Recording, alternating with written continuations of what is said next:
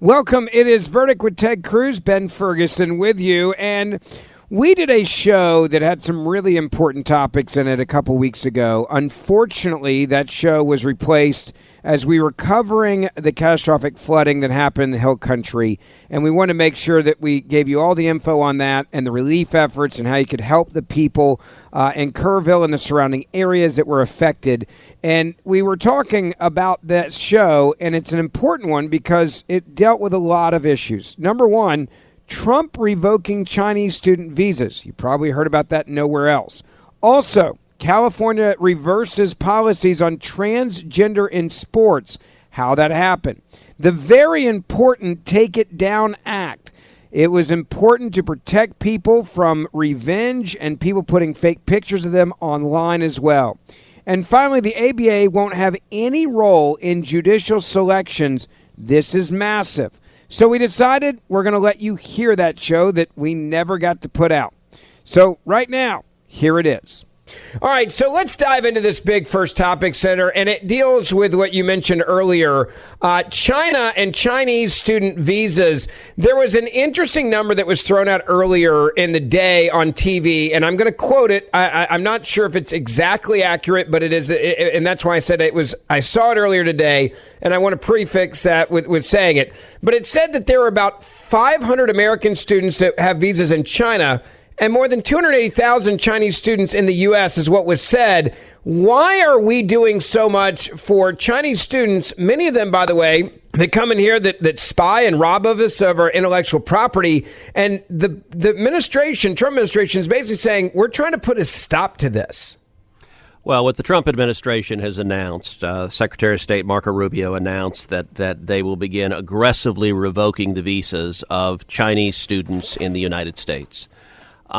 China engages in extensive propaganda and espionage, and they're going to begin vetting aggressively whether a particular student seeking a visa to come to this country has ties to the Chinese Communist Party. I think this is long overdue, and it's part of a broader effort. They're also engaged with foreign students that are coming to the United States, examining their social media history, examining if they have a history of radicalism. So if you are seeking a student visa to come to America and you've been public saying, I hate America, I want to destroy America, which sadly we've seen some of these radical students who've said that, and nonetheless, Joe Biden and the Democrats said, welcome to America. We need more people who hate our nation and want to destroy it.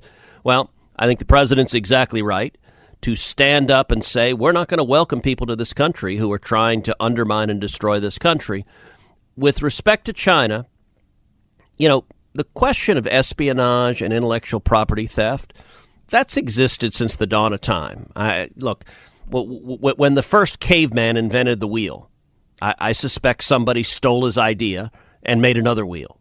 That's part of the human condition. What is not ever before existed is a nation state with massive economic resources like China, making it a state policy to engage in the theft of resources. And so I think it's exactly right that we're going to vigorously scrutinize those students coming in to make sure that they are not operating as agents of the Chinese Communist Party. Now, let me say at the same time, look, part of the reason you don't get that many Americans going to China to study is you don't have a whole lot of folks that want to go to Chinese universities, whereas people from all over the world want to come to American universities. And I will say, if you have people who are not agents of the communist government, we want the best and brightest in the world coming to America. We end up having inventions coming here because the best and brightest students across the country come and study science and engineering, and they make inventions, and those inventions in turn fuel American companies, and they create great jobs. And so I think the administration is cutting the right balance here, which is saying we're going to stop spies, we're going to stop terrorists, but at the same time, that doesn't mean that we want to close our doors entirely to brilliant physicists and engineers from around the world being able to come to America and benefiting from the fruits of that. There's one thing that we mentioned, it was probably a little over a year ago on this show and the podcast that we do. I tell people this is why you should download Verdict with Ted Cruz. We do it 3 days a week. We talked back when, under the Biden-Harris administration, there was even warnings coming from their administration that the number one threat to this country was China and Chinese espionage and influence operations. That is now a kumbaya moment with the Trump administration, where in essence, two administrations that saw nothing eye to eye, both agreed on China and what they were trying to do in stealing intellectual property and sending an incredible number of spies into this country, and many of them come through our university system. Yeah, but the Biden administration did next to nothing to stop it. So they acknowledged it's a problem, but at the same time, they were complicit in it. And I'll tell you, I have for over a decade been leading the fight to stop Chinese espionage, to stop Chinese propaganda, to stop China's malign efforts. I think we need a comprehensive effort to take on communist China, much like we had under Ronald Reagan to win the Cold War against the Soviet Union. And I'll tell you, Ben, one of the very first pieces of legislation that I authored and passed dealt with exactly this, and it dealt with what are called Confucius Institutes. So Confucius Institutes were started at U.S. universities all across America, where there were roughly 200 of them, and they were controlled by Communist China. They were paid for by Communist China, by the government, and they were used to engage in propaganda and espionage on campus. I authored legislation and said if you have a Confucius Institute on campus, you will not get funding from the federal government, from the Department of Defense. I passed it into law, and I'll tell you, that simple piece of legislation resulted in over 100 Confucius Institutes shutting down at universities across the country, shutting down their espionage, shutting down their propaganda. I think the Trump administration's announcement is the next step in that very important fight. Senator, let's deal with California. And there has been a fight since the president came in with his executive order on trying to protect women from men being in their locker rooms, being in their sports, beating them up. We saw it during the Olympics in boxing. We've seen countless women who their achievements have been taken away from them on the podium because of men claiming they're women, which is impossible in reality. And California decided they were going to stand up to Donald Trump, and guess what? It didn't go very well for them. Well, listen, we've seen the Democrat Party getting more and more radical ever since Donald Trump took the oath of office back in 2017. They hate Trump, and they've gotten more and more extreme on a host of issues. And one of the poster children for their extreme issues is embracing boys and girls sports, men and women's sports. And it is wrong. It is unfair. It invites injury. And it also deprives both girls and women of athletic victories they should have and they've earned. There are differences between boys and girls. There are differences between men and women. That did not used to be a controversial proposition. It is only in today's Looney Tune left that they can't tell the difference between men and women. But I got to tell you, even though in the Senate Democrats, all of them continue to defend men and women's sports and boys and girls sports, we're seeing the state of California, we're seeing the Democrats beginning to retreat. We're seeing Gavin Newsom, the governor, who's been a far left radical governor.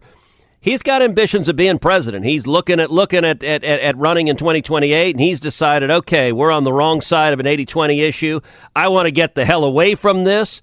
And so California announced this is a big deal. They're changing their policy for track and field so that if you're a biological girl and you missed out on making it to the state championship because you were beaten by a biological male who claims to be a transgender woman, then the girl, you will still get your slot. You still get invited to the state championship. Look, that's a significant step in the right direction, and Gavin Newsom is embracing it. And I got to say, this really illustrates that at least some Democrats realize, wow, we are on the wrong side of an issue that America wants to protect girls' sports and women's sports. We want to protect our daughters, and we don't want to see them hurt or competing unfairly. And so the crazy thing is that means in track and field in California now, they may give 3 gold medals, one to the boy, one to the girl, and one to the transgender athlete. You may have gold medals all around, but for bright blue California to make this concession, it shows that at least some Democrats realize they are way on the wrong side of this issue. This also, I think, is an issue that it's worth fighting for. And I think many that are listening are saying, we don't want to give in and we don't want to give up. And the pendulum went so far to the radical left for so many years that this is the fight that is worth fighting on and fighting over, and showing California having to change girls' track and field championship rules after the Trump threatens funding over the trans athletes is just an example of, hey, we are many times the silent majority, and we need to start acting like it, especially on these types of issues. Well, I'll tell you, Ben, this issue is a powerful issue. And as you know, I ran for re-election in Texas last year in 2024. It was a $250 million race. I was Chuck Schumer's number one target. And my campaign was the first campaign in the country last year to put real time and energy behind this issue of we're going to protect girls' sports from boys competing, and we put tens of millions of dollars behind this issue. What's fascinating is the media completely misunderstood the issue. So one of the things that my campaign did is we did focus groups in Houston and Dallas of undecided moderate women to understand what issues move them, and we tested 35 different messages. The number one issue that moved undecided moderate women in Texas was boys and girls sports. And when I started campaigning on it, it was very funny. The reporters are like, oh, Cruz is trying to appeal to the crazy right wing. And I was just laughing at him. I'm like, you guys are so clueless. This is not the crazy right wing. This is soccer moms. This is soccer moms who love their daughters. And we led on this issue. And then you saw Senate races all across the country pick up the same message because they were seeing the same data we were. We saw President Trump lean in hard on this message. Some of those women that you were talking to, let's be very clear, had moved from California because how many people from California moved to Texas over the last 6 years? A lot. We have over 1,000 people a day moving to the state of Texas, and California is overwhelmingly the heaviest, the largest state that is sending people to Texas. But this issue, what's fascinating, Ben, is, 4 years ago, this issue did not work politically. You saw campaigns try to raise it 4 years ago. And I think people thought then that it was jumping the shark, that it didn't feel real 4 years ago. I think people said, oh, come on, that's not a real threat. Well, you know what? We've now seen Leah Thomas, the swimmer who is a biological man and looks like Michael friggin' Phelps, we've also seen, and I think this was really a seminal moment, in the Olympics, the two dudes competing in women's boxing and beating the hell out of women. And I think a whole lot of people said, wait, this is not theoretical. This is happening over and over and over again. Enough is enough. And I think this is another milestone, that California is retreating on this issue. Shows that truth and sanity are winning. Yeah, and now the question becomes, how much are they going to be able to fight back through the court system? And is this going to be something that's going to be, unfortunately, an issue for probably years to come? Well, look, we'll see. And to be honest, California hasn't conceded altogether. They're still having biological males compete against women, which is unfair. It invites injury. If you're playing volleyball, we've seen women who have a biological man spike the ball into their head and they get injured. I mean, it is. Yeah.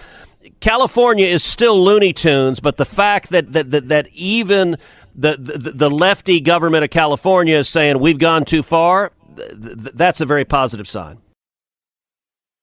Senator, let's talk about this other incredible moment. Donald Trump signed the Take It Down Act into law. It's something that you championed. And remind people what this law is intent and why it is such an important piece of legislation to protect not only young people and minors, but really anyone from just evil and hateful revenge from an ex.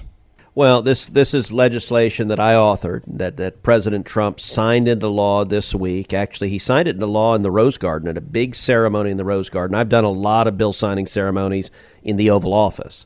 This is the first time I've been in the Rose Garden because you had victim groups and victim advocates and people who have been victims of non-consensual explicit imagery. Now, what is that? That's really two different things.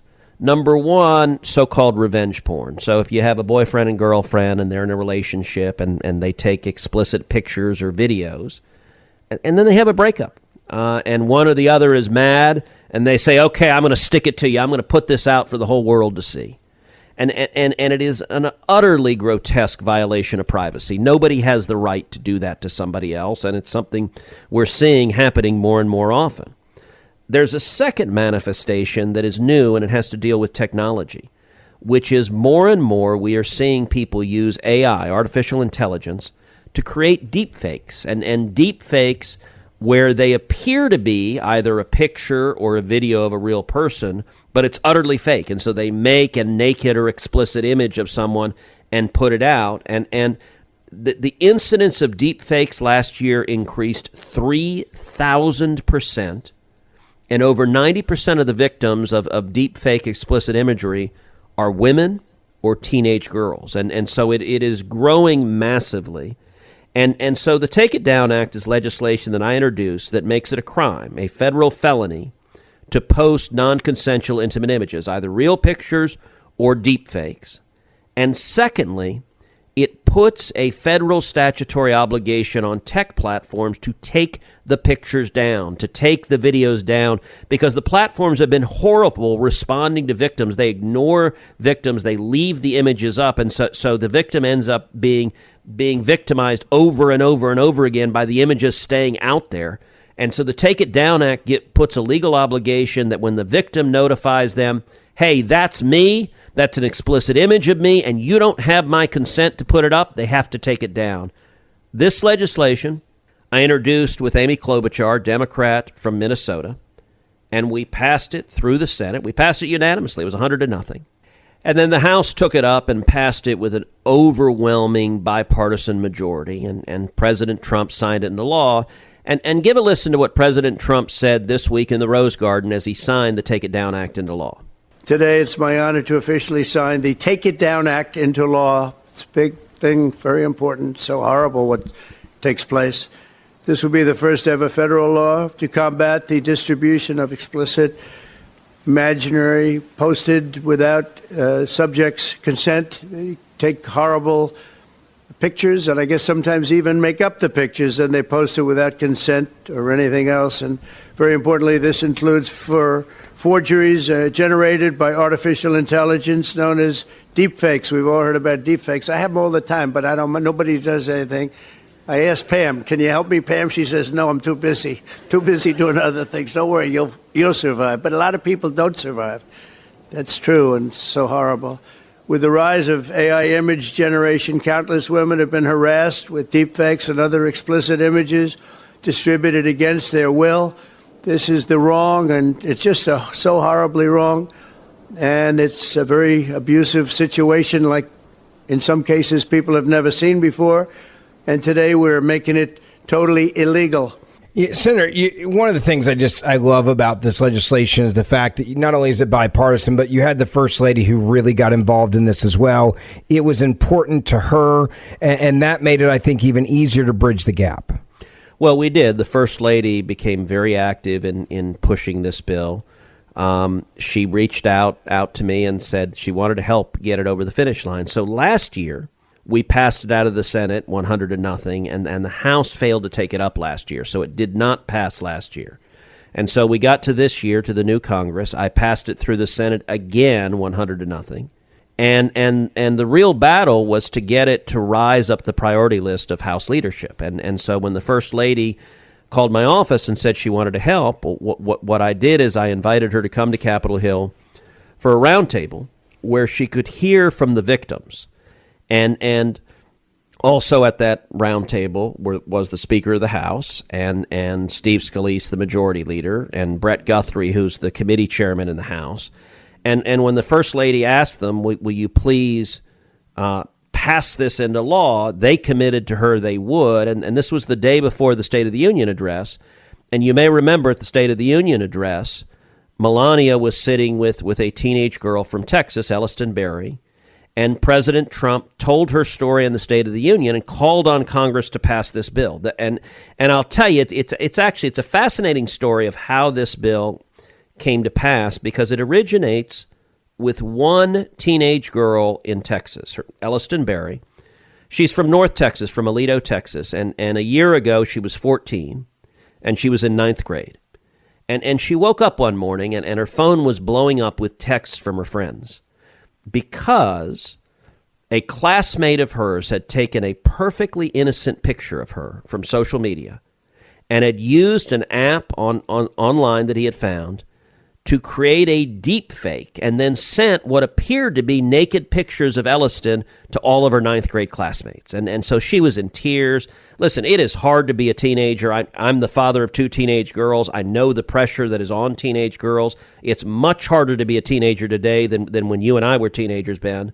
And this was just horrific. Well, what happened is her mom, Anna, look, Elliston and Anna are constituents. They're Texans. So Anna picked up the phone and called my office and said, "Hey, look, you're my senator. Can you help my daughter?"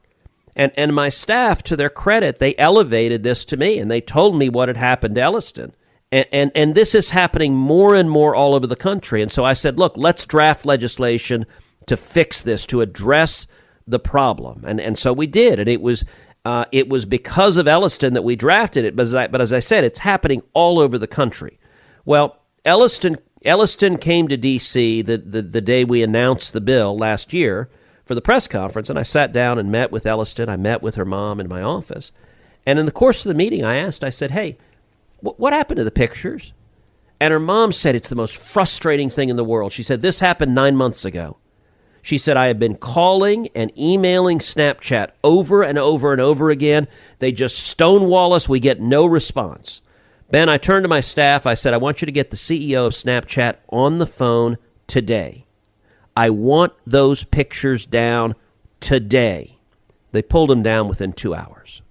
Now, Incredible. It should not take a sitting senator making a phone call to get those pictures taken down. And now, as a result of the legislation Trump has signed, every victim has a statutory right to insist that it be taken down as a matter of law automatically. Yeah, in fact, Elliston Berry got to go on Fox News Channel with our good friend Kayleigh McEnany and talk about this moment. And here's what she had to say. Take a listen. But you didn't stop. You decided to go and talk to your local congressman. You get connected with a senator, and then you manage. There you are, standing behind the president of the United States, changing the laws for other young women like you. Did you ever think this day would come? I never would have thought that this could ever be my reality.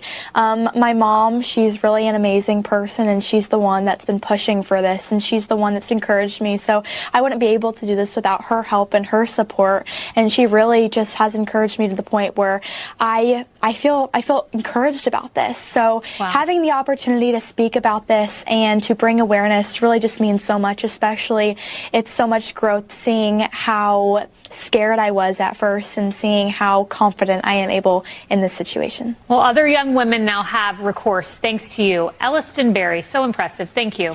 I love it. It's finally a happy ending to a really hard and sad subject. Well, and Ben, at the signing ceremony, I was able to introduce Elliston to the president. I introduced also Francesca Mani, who's another 15-year-old girl who was in New Jersey, and the exact same thing happened to her as happened to Elliston. And I also introduced Brandon Guffey. Brandon Guffey is a state rep from South Carolina, and tragically, his oldest son got what we thought was a direct message from a cute girl, and she convinced him to send naked pictures to her. Well, it turned out it was not a cute girl. It was a con man, and the con man began extorting him and threatening, I'm going to send these naked pictures to your friends and family.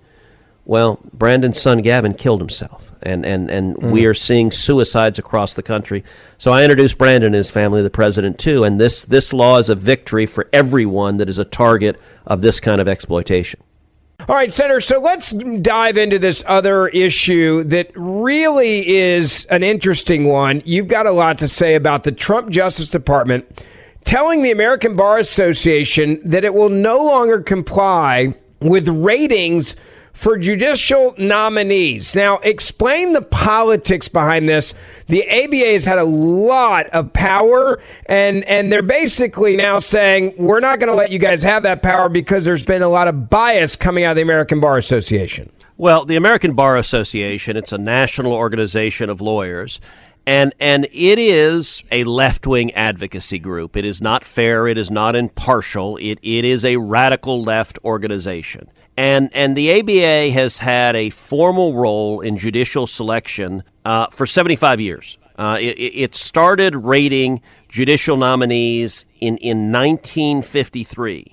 And until 2001, the ABA actually had a formal role evaluating judicial nominees before they were nominated. So a president, a Department of Justice, and administration would share with the ABA, hey, we're thinking of nominating Ben Ferguson to be a federal judge, and they'd go and research and interview former clients, and at some point people would say, wait, Ben's not even a lawyer. How the hell is he going to be a judge? Like he probably should go to law school first. And by the way, that point is not crazy. Right. But they engaged that they would do a formal role and they would rate the qualifications of judicial nominees. Now, here's the problem. For decades, the ABA's qualification measures were wildly biased. So, for example, Ronald Reagan nominated Robert Bork to the Supreme Court in 1987. Robert Bork was, by any measure, one of the most qualified federal judicial nominees in the history of this country. Robert Bork had been the Solicitor General of the United States, the chief lawyer for the United States in front of the Supreme Court of the United States. Robert Bork had been one of the most renowned and respected law professors for decades. Robert Bork had been a federal judge on the U.S. Court of Appeals for the D.C. Circuit, and so a remarkable career. And yet the ABA, when they evaluated Robert Bork, they concluded he was, quote, not qualified to be a judge. They also concluded the same thing for Frank Easterbrook. Again, brilliant judge, brilliant professor, one of the greatest judges to have ever served on the Court of Appeals, Frank Easterbrook. The ABA concluded he was not qualified. Also, Edith Jones. Edith Jones is a judge on the Fifth Circuit Federal Court of Appeals down in Texas. I know Judge Jones well. She's a phenomenal jurist, one of the best and most conservative judges in the entire country. The ABA rated her not qualified. Well, the breaking news is this week the Trump Justice Department announced the ABA will no longer have a role in judicial selection. They will no longer have a role in vetting. They're out. And the Department of Justice said, you know what? They can chime in like any other left-wing advocacy group, but they don't have a role in this process. This is going to have, I think, a big impact on the quality. Pam Bondi informing the ABA that they'll no longer enjoy the special access to judicial nominees. And the left, by the way, when that news came out, they totally freaked out. And I think that also shows just how much they were depending on the ABA to get rid of good candidates that were maybe more conservative.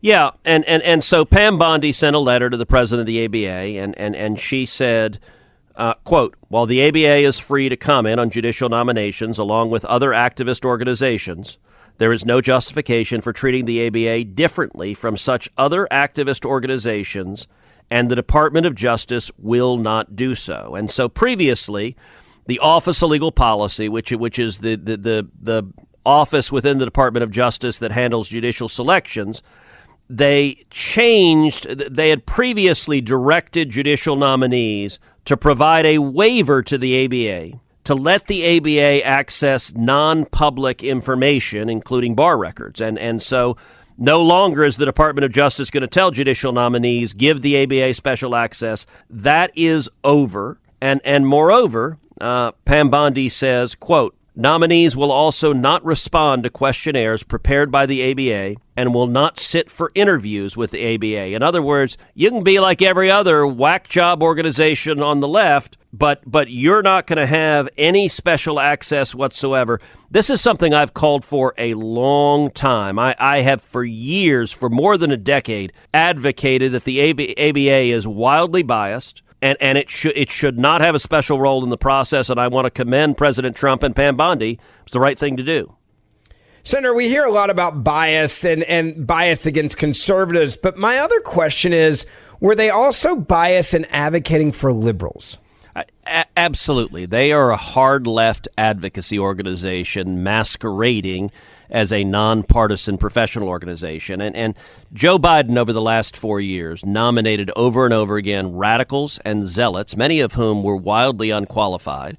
And the ABA was more than happy to stamp them with a rating of qualified. And one example is Charnel Bajelkengren, who was wildly unqualified, and yet the ABA happily deemed her qualified. And rather than me lay out how bad she was, I want you to listen to this cross-examination from my colleague John Kennedy to this judicial nominee in the Senate Judiciary Committee. Here, give a listen. Thank you, Mr. Chairman, and congratulations to all of you. Judge on the far end, tell me what Article 5 of the Constitution does. Article 5 is not coming to mind at the moment. Okay. How about Article 2? Neither is Article 2. Okay. Do you know what purposivism is? In my 12 years as an assistant attorney general and my 9 years serving as a judge, I was not faced with that precise question.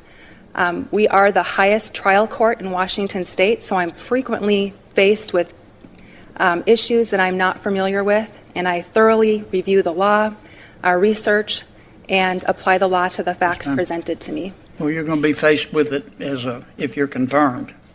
I can assure you of that. He was dumbfounded at the end there. Like, I can't believe you don't know this. Well, and let me underscore how simple the first two questions are that he asked. So the Constitution has 7 articles. It's not a very long document. Article 5 is the article that lays out the process for amending the Constitution. It's fairly basic. That was his opening question. She had no idea what Article 5 was. Article 2 is even more fundamental. So the first 3 articles of the Constitution, Article 1 creates the Congress, Article 2 creates the President and the executive branch, and Article 3 creates the federal judiciary. To not know what Article 2 is stunning. To give you a sense, you will flunk constitutional law and not graduate law school if you don't know what Article 2 is. She was being nominated to be what is called an Article 3 judge. I assume she had no idea what Article 3 was. And nevertheless, the ABA said she's qualified to be an Article 3 judge, even though she has no idea what it is. I'm very glad the ABA no longer has a role in making those determinations. As always, thank you for listening to Verdict with Senator Ted Cruz. Ben Ferguson with you. Don't forget to download my podcast, and you can listen to my podcast every other day you're not listening to Verdict, or each day when you listen to Verdict afterwards. I'd love to have you as a listener to, again, the Ben Ferguson podcast, and we will see you back here on Monday morning.